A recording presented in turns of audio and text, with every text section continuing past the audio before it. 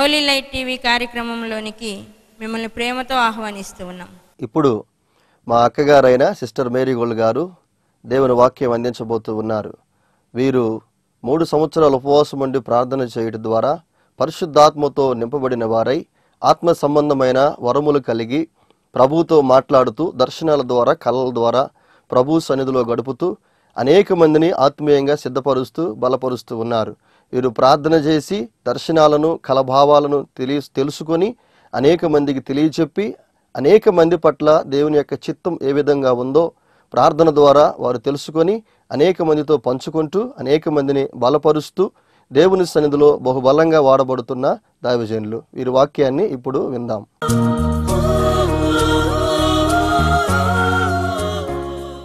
దేవుని చిత్తము, దేవుడు ఏం చెప్తే అది చేయడమే మన యొక్క బాధ్యత. మోషేతో ప్రభువు మాట్లాడాడు. ఏమని?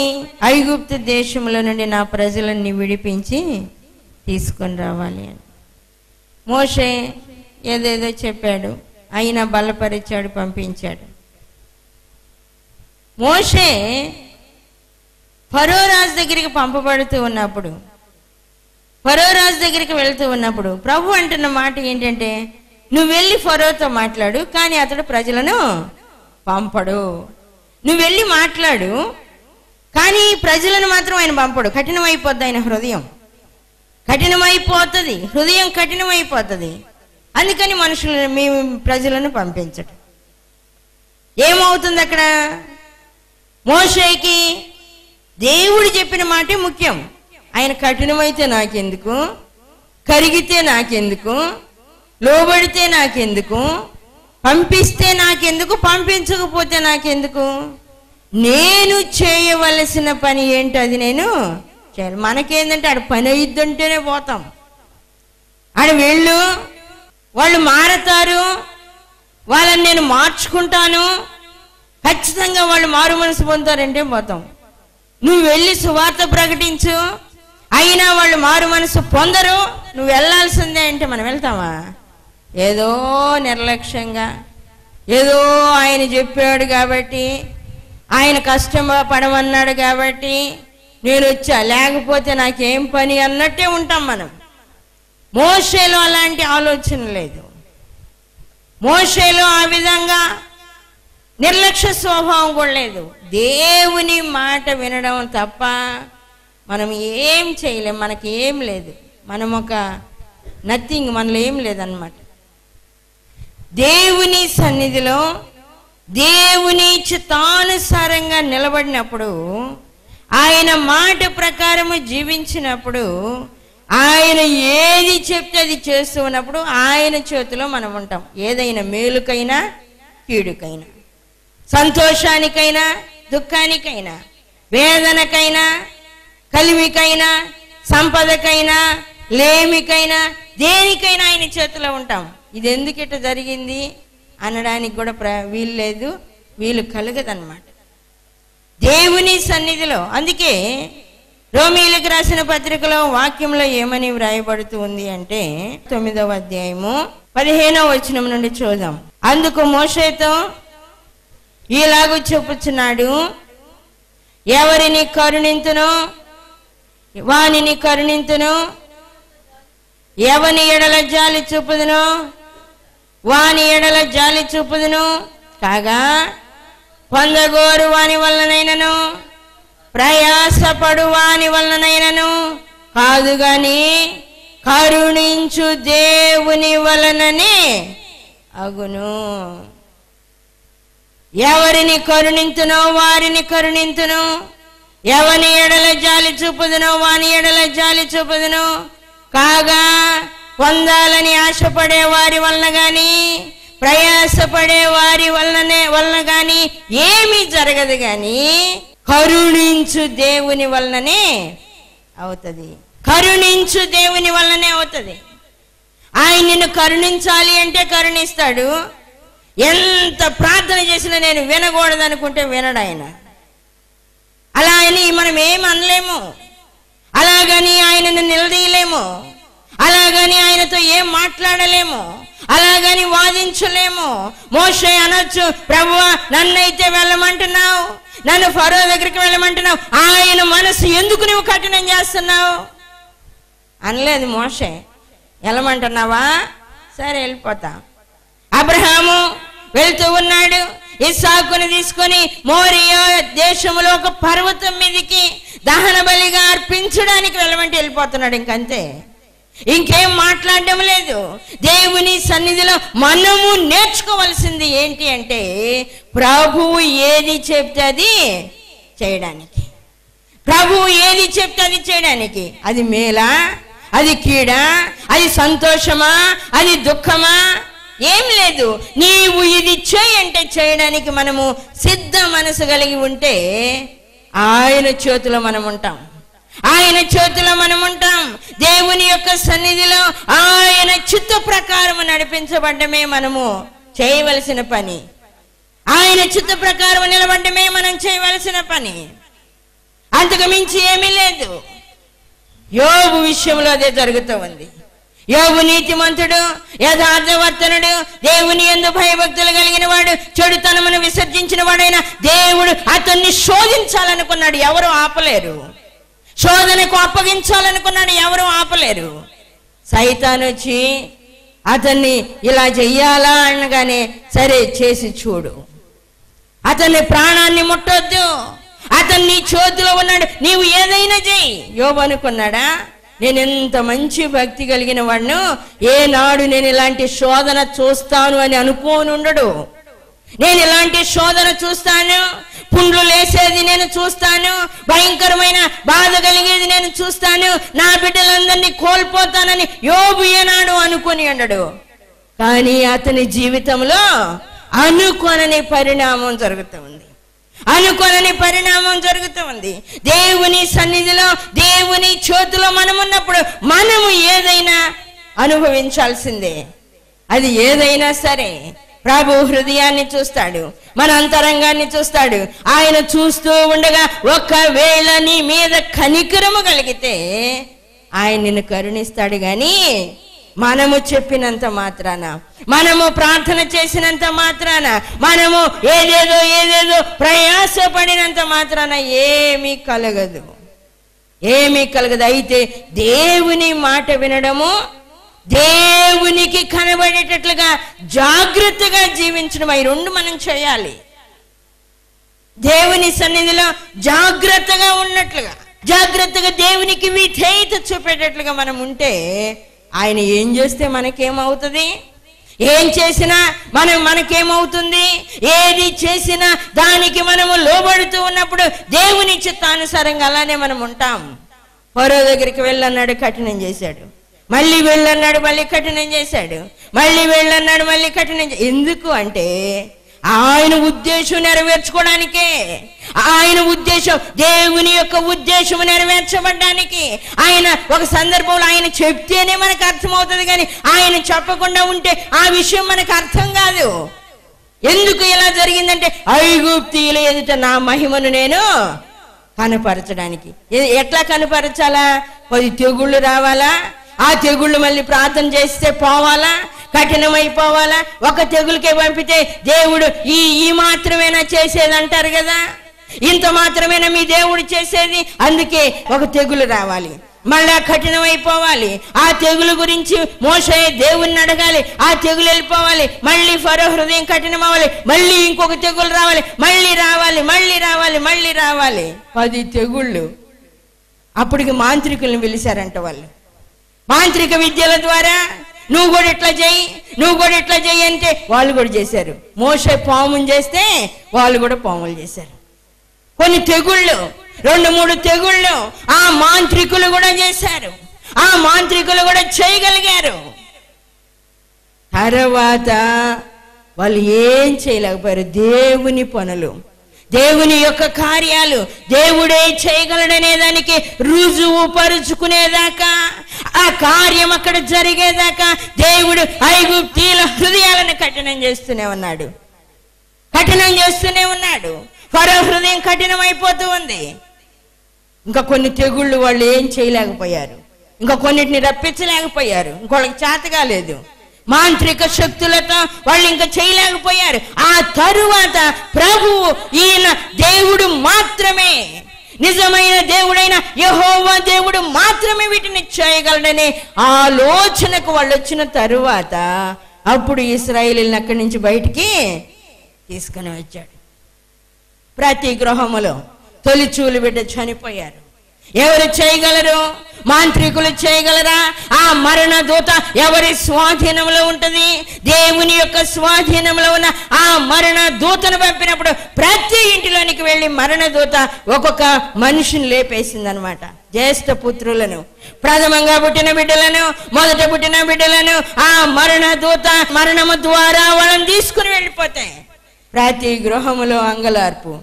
ఇంక ఫరో అంటున్నాడు, ఇంకా కఠినం చేయలేదు దేవుడు, ఇక ఫరో హృదయాన్ని కఠినం చేయలేదు, ఇక ఈ కార్యము ఇంకా ఎవరు చేయలేరు, దేవుడు తప్ప, ఇశ్రాయేలీల దేవుడు తప్ప ఈ కార్యం ఎవరు చేయలేరనే ఆ యొక్క ఆలోచనకు, ఆ యొక్క స్థిరమైన మనసుకు వాళ్ళు రాగానే అప్పుడు ప్రజలను అక్కడి నుంచి తీసుకొని వెళ్ళిపోతూ ఉన్నాడు. మన యొక్క ఆలోచన విధానము ఏం జరుగుతుంది?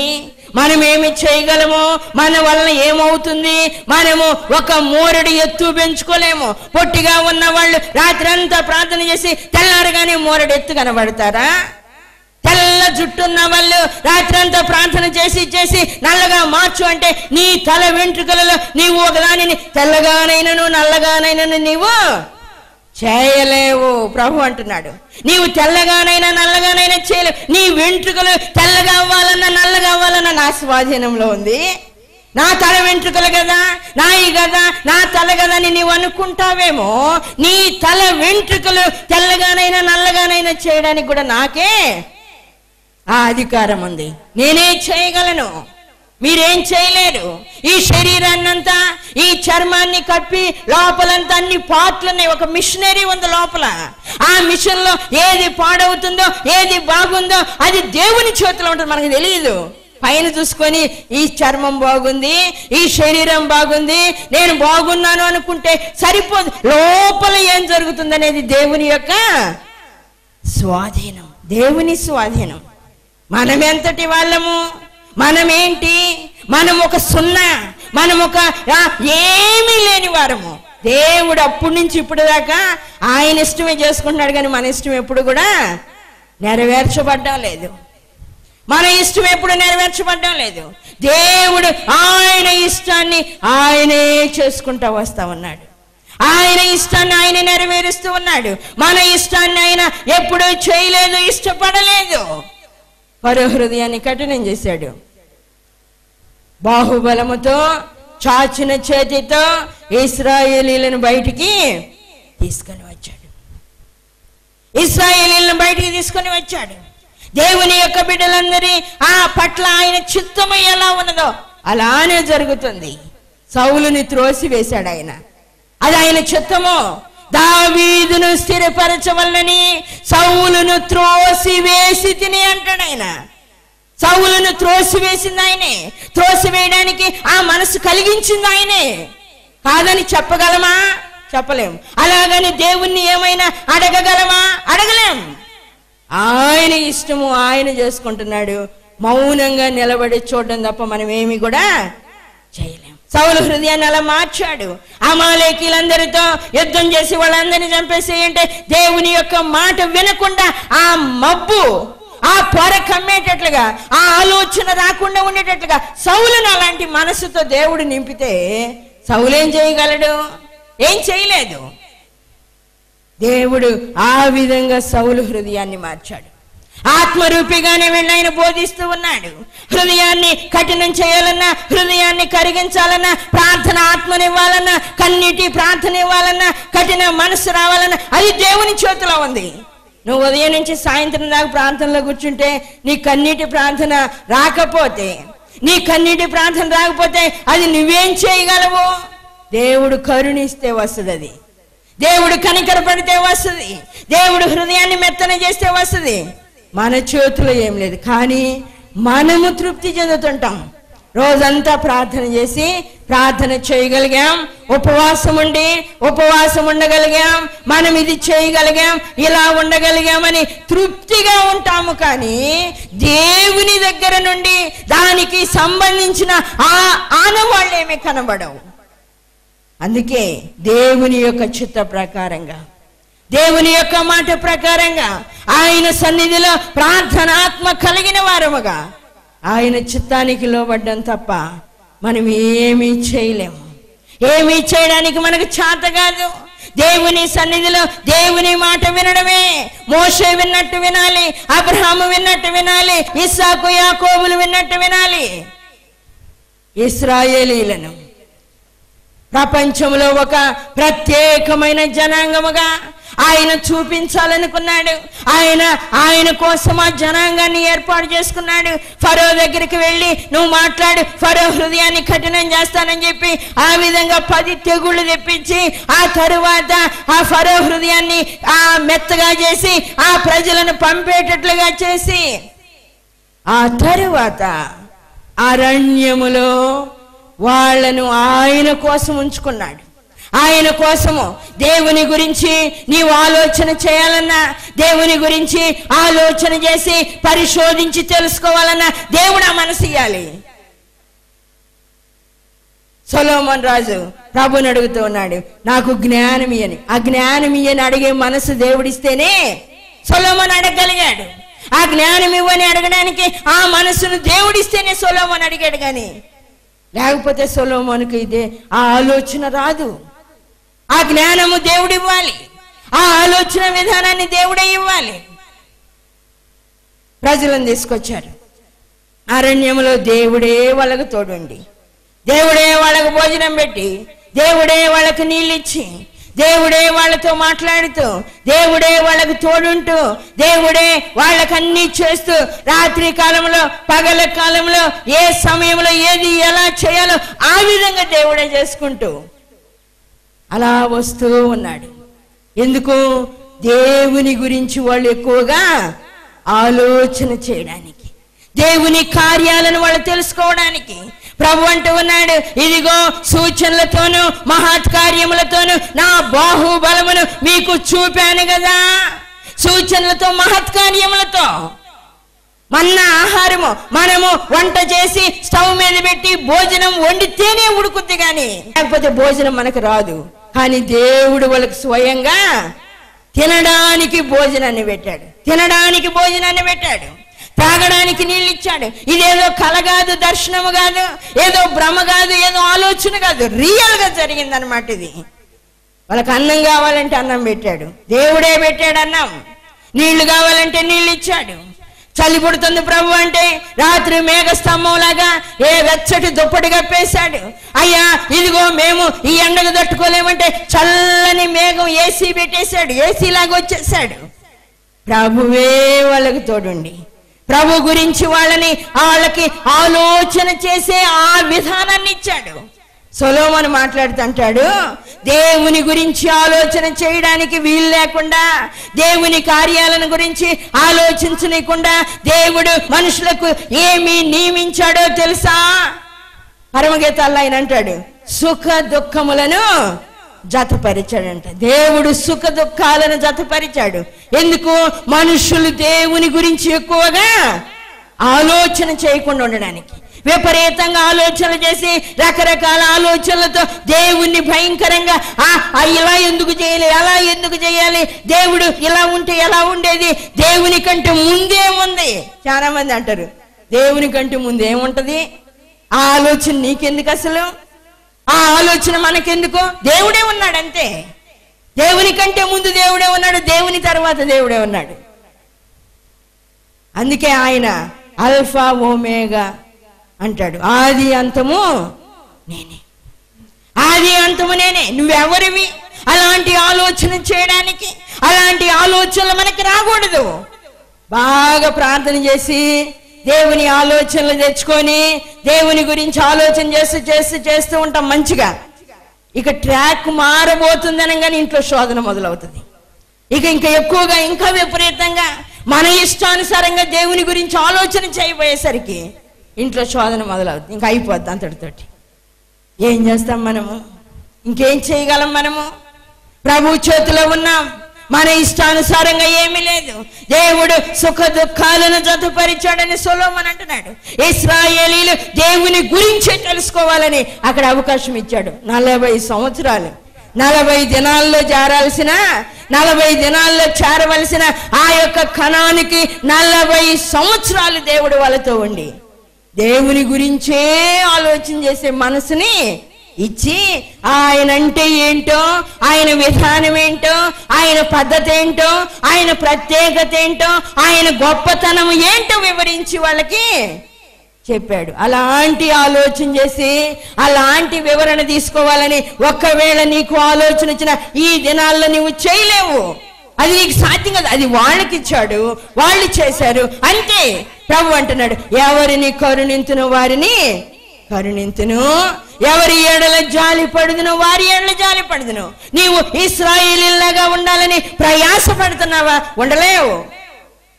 ప్రయాసపడు వాని వల్లైనా, పొందగోరు వాని వల్లైనా ఏం లేదు. ఒకవేళ నేను చెయ్యాలనుకుంటే, ఇశ్రాయేలీలలాగా నేను చేయాలనుకుంటే నేను చేయగలను, కానీ నీవు ప్రయాసపడితే ఏమి కూడా చేయలేవు. దేవుని సన్నిధిలో మనం ఏమీ చేయలేము, మనకేం చేత కాదు. దేవుని సన్నిధిలో మౌనంగా ఆయన యొక్క మాట ప్రకారం వెళ్ళడము తప్ప ఇంకొక మాట మాట్లాడడానికి వీల్లేదు. వాక్యంలో వ్రాయబడుతుంది, రోమీయులకు రాసిన పత్రిక 9వ అధ్యాయము 19వ వచనం నుండి చూద్దాం. అట్లయితే ఆయన చిత్తమును ఎదిరించిన వాడెవడు? ఆయన ఇకను నేరము మోపనేలాని నీవు నాతో చెప్పుదువు. అవును గాని ఓ మనుష్యుడా, దేవునికి ఎదురు చెప్పుటకు నీవెవడవు? నన్నెందుకు ఇలాగు చేసితవని రూపించబడినది రూపించిన వానితో చెప్పునా? దేవునితో వాదించడానికి నీవెవరివి? నన్నెందుకు ఇలాగు చేసితవని రూపించబడినది రూపించిన వానితో చెప్పునా? వంకరగా చేశాడు అనుకోండి, వందనాలు ప్రభు అనడమే. రోగంతో మంచంలో పడేసాడు అనుకోండి, వందనాలు ప్రభు అనడమే. అందంగా తయారు చేశాడు అనుకోండి, వందనాలు ప్రభు అనడమే. ఎందుకిట చేశావు? నన్ను ఎందుకు ఇలా చేయాల్సిన పరిస్థితి వచ్చిందని ఏనాడైనా నువ్వు నిలదీయగలవా దేవుణ్ణి? నువ్వు అడిగితే ఆయన నీకు జవాబు చెప్తాడా? లేదు. అందుకే ఆత్మ సంబంధులమై ఆయన చిత్తానుసారంగా నిలబడాలి. ఆయనను మహిమపరచాలి, ఆయన్ని ఘనపరచాలి, ఆయన్ని ఆరాధించాలి. ఆయన్ని స్తుతించుటలో, ఆయన్ని ఘనపరచుటలో, ఆయన్ని మహిమపరచుటలో ఏ విధమైన వ్యతిరేక ఆలోచన రాకూడదు. వ్యతిరేక ఆలోచనలు రాకూడదు. వాక్యాలు ఎన్నో ఉంటాయి బైబిల్లో. ఇది ఎందుకు ఇలా ఉంది, ఇది ఎందుకు ఇలా ఉందని నేను ఎప్పుడు ఆలోచన చేయను. ఇది ఎలా ఉందా, ఇటు నేను నమ్ముతా. ఇది ఇలా ఉందా, ఇలానే నమ్ముతాను. ఇది ఎలా ఉంది, ఇక్కడ ఎలా ఉంది, ఇక్కడ ఎలా ఉంది, దీనికి సంబంధం ఏంటి? నువ్వెందుకు ఏలినట్టు చేశావు? సౌలుని ఎందుకు తోసేసావు? దావీదుని ఎందుకు హెచ్చించావు? ఇలాంటి ఎన్ని ప్రశ్నలు నాకు రావు. దేవుని సన్నిధిలో ఏది ఎలా ఉంటే అలా నమ్మడమే, ఏది ఎలా చేయమంటే అలా చేయడమే. ఆత్మానుసారంగా నడవడం అంటేనే ఆ లోతైన అనుభవంలోనికి రావడం, ఇంకోటి కాదు. దేవుని చిత్తానుసారంగా నడవడం. మోషేలాగా లోబడ్డం, అబ్రహాం లాగా లోబడ్డం, దేవుని ప్రజలైన ఇశ్రాయేలీలాగా దేవునికి లోబడ్డం. అది ఆదినాన వాళ్ళకి సాధ్యమైంది. దేవుని బాహుబలాన్ని చూచారు. దేవుడే స్వయంగా అన్నం పెడతాడనే విషయాన్ని వాళ్ళు గ్రహించారు. దేవుడే స్వయంగా నీళ్లు ఇస్తాడు అనే విషయాన్ని వాళ్ళు గ్రహించారు. దేవుడే మేఘంలాగా ఉంటాడు అని వాళ్ళు గ్రహించారు. దేవుడే బట్టలు మాయకుండా కాపాడుతాడని గ్రహించారు. దేవుడే చెప్పులు తెగిపోకుండా కాపాడుతాడని గ్రహించారు. మన చెప్పుల గురించి కూడా, మన తల గురించి కూడా, మన బట్టల గురించి కూడా దేవుడు కేర్ తీసుకుంటాడు. మన విషయంలో ఆయన జాగ్రత్త తీసుకుంటాడనే విషయాన్ని వాళ్ళు గ్రహించారు. ఆయన అంటున్నాడు, రుజువులతో నేను మీ మధ్య ఎలా చేశానో అది జ్ఞాపకం చేసుకోండి.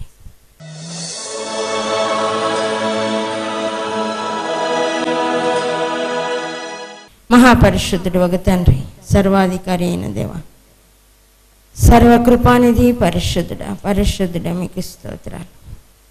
ఈ సమయంలో మీరు మాట్లాడిన ప్రతి మాటను బట్టి వందనాలు ప్రభు. మేము మీ స్వాధీనంలో ఉన్నాం, మీ చిత్తంలో ఉన్నాం, మేమేం చేయలేం ప్రభు.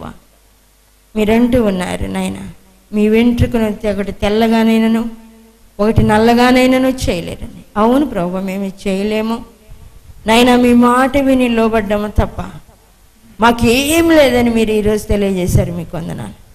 వాక్యం వింటూ ఉన్న ప్రతి బిడ్డను బలపరచండి.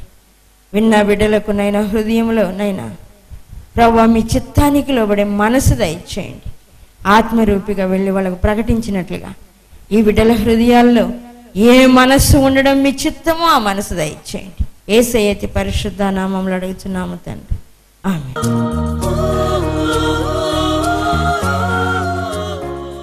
ఈ కార్యక్రమాలన్నీ మీరు వింటున్నారు, చూస్తున్నారు, మీరు దీవించబడుతూ ఉన్నారు. మరి ముఖ్యంగా నేను తెలియజేస్తూ ఉన్నాను, ఈ పరిచర్య కోసం మీరు ప్రార్థన చేయండి. దేవుడు మిమ్మల్ని ప్రేరేపిస్తే మీరు కానుకలు పంపదలిచిన వారు కొంతమంది మమ్మల్ని అడుగుతున్నారు, ఎలా మీ కానుక పంపించాలండి అని. మీరు ఈ స్క్రీన్ మీద కనిపిస్తున్నటువంటి ఫోన్ నెంబర్కి మీరు ఫోన్ చేయండి. ఆ వివరాలన్నీ మీకు తెలియజేయబడతాయి. మీరు పంపించే ప్రతి కానుక ఖచ్చితంగా ప్రభు పరిచర్యకు వినియోగిస్తాం. ఎందుకంటే మేము వివాహాలు చేసుకోకుండా మేరీగోళ్ళక్క నేను సంపూర్ణంగా దేవుని పరిచర్యకు సమర్పించుకొని ప్రభు కొరకే జీవించాలి, ప్రభు కొరకే మరణించాలనేటువంటి ఒక దృఢ సంకల్పంతో ప్రభు సన్నిధిలో కొనసాగుతూ ఉన్నాం. ఈ పరిచర్య మరి ఎక్కువగా బలపరచబడి ఆశీర్వదించబడి ప్రభు సన్నిధిలో కొనసాగినట్లుగా సహకరించాలని ప్రేమతో మనవి చేస్తున్నాను. ప్రార్థన అవసరతల కొరకు ఎవరైనా ప్రేరేపించబడి కానుకలు పంపాలనుకున్న వారికి మరిన్ని వివరముల కొరకు మమ్మలను సంప్రదించవలసిన చిరునామా marigold foundation, holy spirit church, Vishwanathapuram, Podili, Prakasam జిల్లా, పిన్ కోడ్ 523240. మా ఫోన్ నెంబర్స్ 8500084841, మరి ఒక ఫోన్ నెంబర్ 8500084842. దేవుడు మిమ్మును దీవించునుగాక.